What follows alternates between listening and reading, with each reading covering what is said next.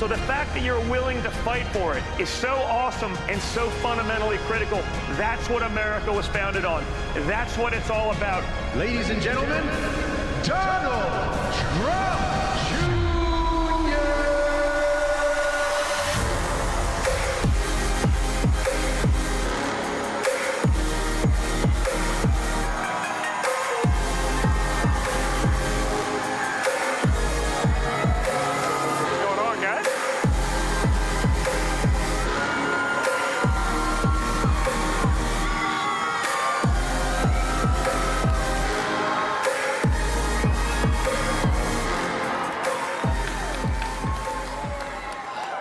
Donald Trump Jr., everybody. What's going on, guys? Man, Charlie, I remember when we were starting these out, and it was like that. You know, it was like this. It was like your average. First 3 rows. It was like your average political meeting where there was like 12 people in a room, and this is awesome. And there were no young people. And now we have thousands and thousands of young people from all across the country. No, it's amazing. And thank you guys for doing all of it. I know it's summer vacation, and it doesn't seem like there's ever a vacation anymore. It's always nuts out there, but it's amazing to see you guys as involved as you are, watching what's going on, being vocal, having that next generation in there is so fundamentally important. So I just love seeing you guys out there. So thank you for all of that. It really makes a big difference, and it was obviously huge last November. Yeah, and the theme of what we're talking about is fulfilling the mandate, especially for the younger voters in this audience. Last week, the One Big Beautiful Bill was finally passed and signed into law. And one of the components of the One Big Beautiful Bill, the most important, is fully funding ICE, fully funding the deportation effort. What would your perspective be? Your father has said no amnesty under any circumstances whatsoever. Talk about the need for mass deportations and how we will not put up with any amnesty whatsoever. Listen, it's so fundamentally critical. I mean, it was really the #1 issue we all campaigned on. We see what it did to so much of America, what it did to so many communities, and honestly, what it did to so many of the low-income communities in this country where people were just sweeping those jobs, and ultimately everyone's potential American dream was getting wiped away. And so the Big Beautiful Bill, the funding of the wall, the funding of ICE is so fundamentally important to actually getting these things done, right? We saw what we could do about just the border itself, but now you have 20 million people probably. I imagine they don't even know, just getting in there, they're getting all the benefits, the benefits that you guys pay for yourselves, that your parents probably paid for all of you guys. They get that with no contribution to the system, and that was by design under the Biden administration. So to have the funding to start the mass deportations, but more importantly, the parts of the bill that literally cut off all of the freebies that were just draining our coffers, but more importantly, were a calling card to the rest of the world. Be like, come here, we'll give you everything. The health care that you got gets diluted because you get to pay for thousands of others, millions of others, tens of millions of others, who will likely never even pay into the system. It doesn't work. It doesn't work in any other country, and there's a reason no other country was doing it. So, that was a fundamental aspect of the Big Beautiful Bill, to now actually have the funding to do this. And it was sort of amazing to me how much even reluctance there was from so many, allegedly on our side, who's, well, it's just controversial. You're gonna have to deport someone. Listen, there's gonna be good people that this happens to too, but there are millions of criminals, and this is Joe Biden's ICE. I mean, when I saw the statistics, I literally couldn't believe that a civilization could survive when our Western values, our culture, the civilization itself, when they literally admitted, and this is Biden ICE stats, so this is probably diluted a lot, but 600,000 criminals, 13,000 murderers. I mean, think about that. 13,000 murderers were let into the country. They knew they were murderers, and they let them into the country. 16,000 rapists. Okay, add those together. You got what, 30,000, let's call it. 30,000 murderers and rapists. There's about 4,000 counties in America. Imagine you spread them out, evenly throughout that. Yeah, we'll throw 7 murderers or rapists into every county in America. How's that going to work? Wait, what's the end game there? And that's what was going on. The end game is Laken Riley. And the end game is Rachel Morin, which is dead people all across the country because of the open border. Yeah. So, that has to stop. They got to get rid of that. And they have to also do a lot more, because they have to enable the Americans to have a chance. We have to be able to innovate, grow, be productive enough to create the wages necessary in a lot of these businesses that Americans will actually work there. We've seen what happens when some of these places, oh, it's going to be a disaster. Oh, wow, there's a line of Americans ready to do some of these jobs. A big part of it was also, from the corporate tax cut standpoint, right? That's great. I mean, I'm a business guy. I love the corporate tax cuts. But I think what was really unique about the BBB was how much time, energy, and political capital my father put into making sure those tax cuts translate down to working class Americans. Okay, when you have the no tax on tips, all of these ideas, they're going to benefit Americans so greatly. The original tax plan from the first administration, it did just that. Everyone said, oh, it's just corporate, it's just corporate. But I think the stats were like close to 90% of Americans, like regular people, got thousands and thousands of dollars in real benefits to them. And that's the idea. I mean, his fundamental purpose is to make sure that those real Americans, the hardworking Americans who've seen their wages diminished with inflation, we're getting that under control too, but that were really struggling for the last few years, actually get to see the benefits of these cuts. And again, it's one of those things where my father had to go way out of his way because, the Republican class, well, we're going to do it for corporations and maybe some of that will trickle down. No. It's going to be about the Americans, about getting them the most benefit out of this, and that's how everyone wins. And so this last week, President Trump has been in a feud with California over the transgender sports thing. We're both fathers of daughters. Your daughter is a very good golfer. Yep. What this whole men and female sports. Wow. I told you she had a lot of fans here. Yeah. I tried to tell you. It's funny. I was like, Don, and he's like, ah. I don't want to say we created a monster, but by chance it sort of happened almost. I mean, it'll be a year ago in 2 days. I was with her on July 13th when my father was shot. And I got the unusual call from my daughter that morning saying, hey, I want to go fishing, which, if you have a teenage daughter, you guys are teenage daughters or so, you're not often calling dad to go do something. So when you call dad, she's nodding, she's like, yep. When you call dad, he's going to do it, right? It doesn't matter. So it wasn't even the perfect day. I was like, yep, I'm going to go get bait. We're going to go deal with it. We're going to go fishing. We were out probably 13, 14 miles offshore, having a great day, catching fish, and we got the call. And I picked up my phone, and it's like, your dad's been shot. I'm like, and? Well, we don't know anything. I'm like, oh, that's wonderful. There's calls that are good and bad. That's only a call that has degrees of bad, right? And we didn't know anything, and we're frantically kind of calling. I guess the only thing that they did right that day was shut down other communications. And so I think we set the sea speed record from offshore into Jupiter, where we live, and finally we're able to get my dad on the phone, and it was sort of a harrowing thing. By then we had seen some of the videos of him coming back up with the sort of fight, and I just got on the phone. Yeah.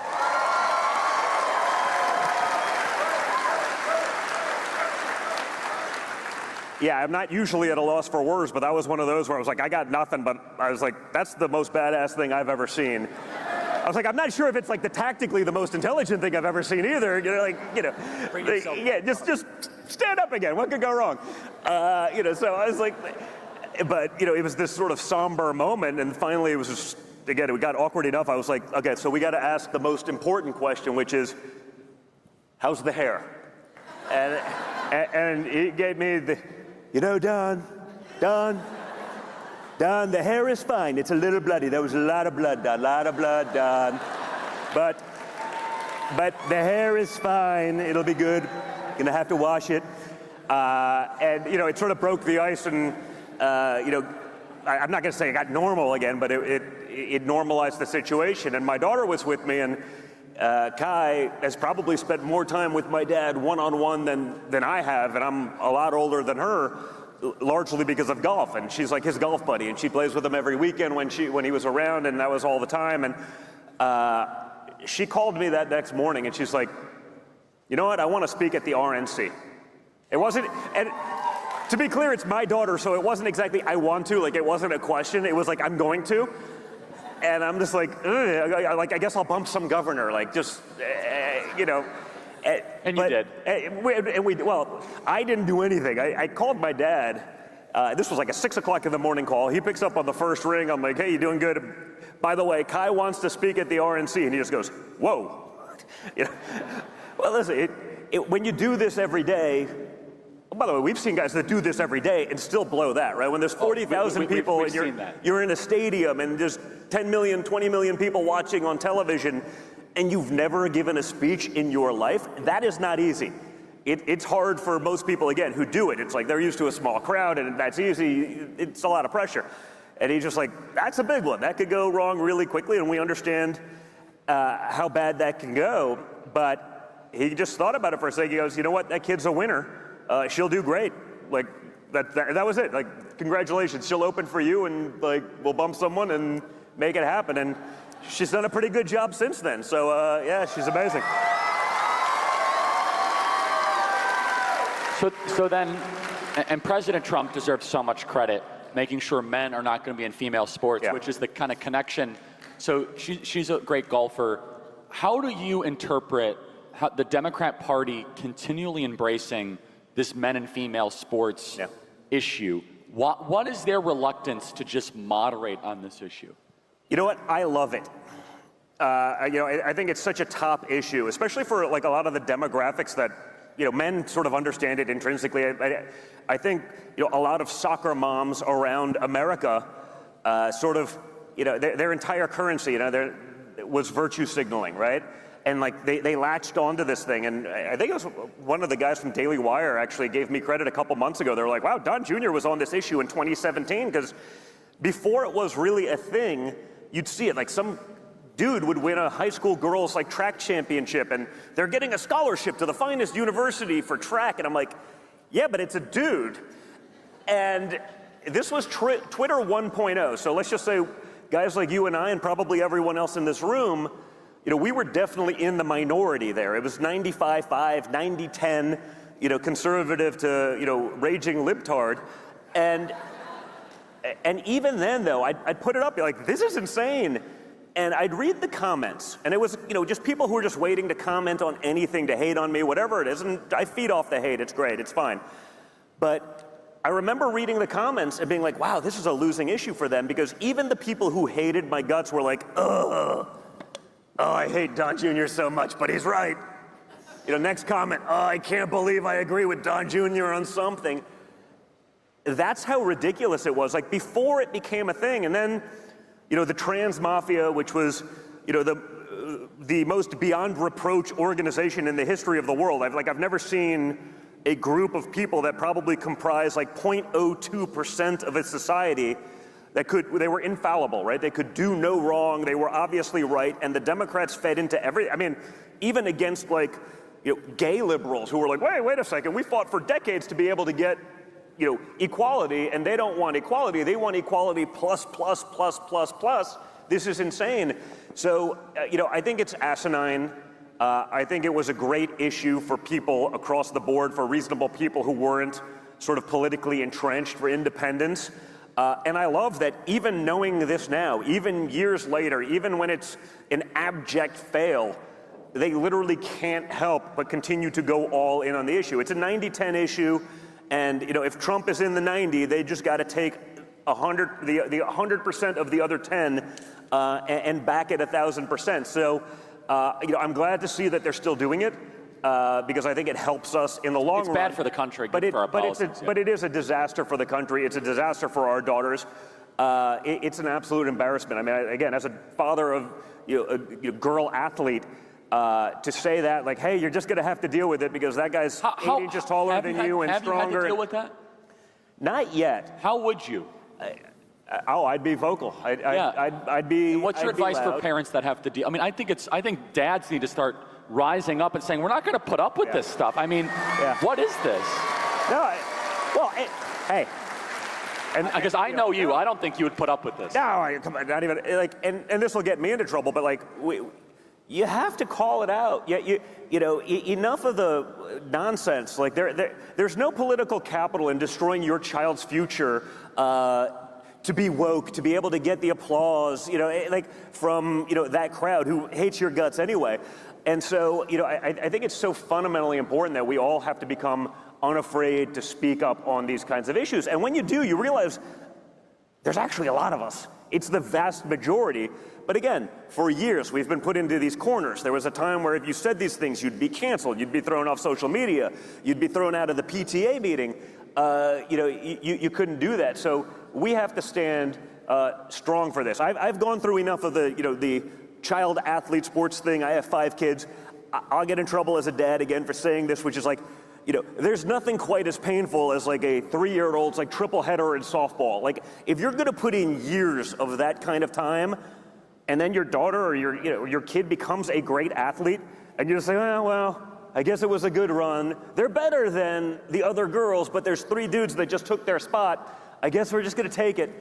That's not gonna work. That's the way society fails. So in closing here, Don, because I know that, and thank you for being generous with your time. You got a packed schedule. The question we get a lot from the audience is, Charlie, how do I deal with the hate? Picking up on something you said. You said it briefly. You said, the hate fuels me. I love the hate. Yeah. Because if you look at these amazing students, and do you notice, Don, we give the best tickets to our students? They should. Right? These are the warriors right here.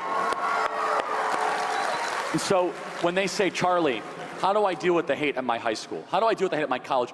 You are uniquely positioned to be able to answer that, because you've been hauled in front of Congress. You've been investigated. You've had a decade of hate. I think you have the 2nd most death threats in the country next to your father. Yeah.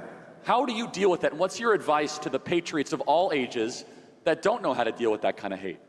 Listen, you get used to it, okay? So for me, it actually started less about just the hate. It was more about the cancel culture. It was, we built hotels and buildings. We did that in a lot of cities. Most of them are liberal cities. We were, I got invited to every cool person party in New York City for decades. And then, it was gone like that. And I was like, wow, like these people that I thought were friends for decades, they don't call anymore. Then when you won, they called it, oh, I love what you were doing. I was like, no, dude, I was reading your Facebook posts. Like, you're just trying to have the best of both worlds.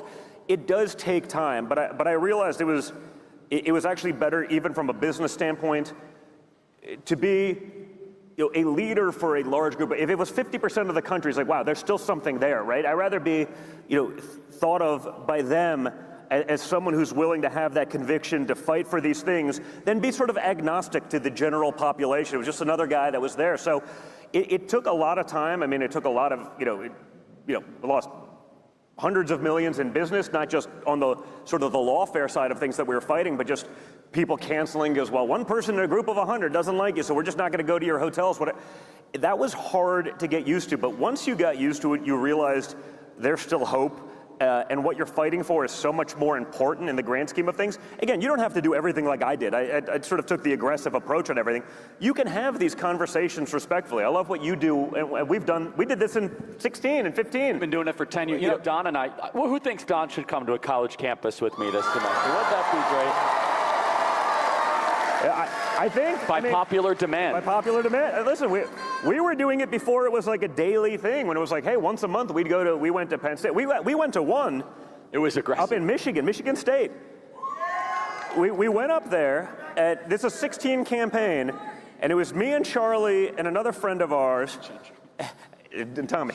Yeah, and we literally were about to get on the stage, and the state police were there, and they showed up. The state police, like the Michigan State Police, showed up and were like, hey man, we can't tell you not to do this, but like this is bad. And the university, of course, made sure that all the radicals could get in, even though we oversold to the groups that were people like us. You guys know what we're talking about. And that was fine. You've seen all of this. And they go, we can't stop you from doing it, but we also can't guarantee your safety. And we're putting out like a notice right now that like you should not do this. Like it's against, common sense to be going out there. And we basically looked at each other. Go. I literally said, like, I would rather get my ass kicked right here, right now, than capitulate to the woke mob. And we did. And It was actually amazing. We were backstage, we were about to go on, and like, what was it? It was like the offensive line of the football team showed up, like, it's like, we love you guys. We're just here. If anything goes wrong, don't you worry. Like, I mean, these guys were like our unhired, unannounced, like, security detail. I'm looking at this guy. I'm not a small guy. I'm 6'1", 195, and I was like looking at this guy. I was like, I don't want to meet that guy if he's on the other side. But like, we went out, and the energy in the room, there was a tension, and you know, our guys sort of hit these guys with facts and reality, and just sort of shut them down. And so, you know, what Charlie does when he goes there, he doesn't lose his cool. He keeps his temper, he talks about facts, and you realize their arguments fall apart so quickly because they don't actually have anything other than sort of the high-level soundbite that they're talking about. And so when you're able to reason with them, you see most of these people, they walk away, they're like, oh, I thought I was gonna own this guy, and they're broken when they walk off the stage. Everyone sees it. Everyone knows it, so you don't have to do it perhaps the way we did it, and I'm even trying to alter some of that now, because now, again, there's a broader coalition. We don't have to just be so forceful with it. You can do it with facts, logic, reason, and decency. Don, I speak on behalf of all of our students. Thank you for all you do for our movement. You work your tail off. Donald Trump Jr., everybody. Thank you, guys.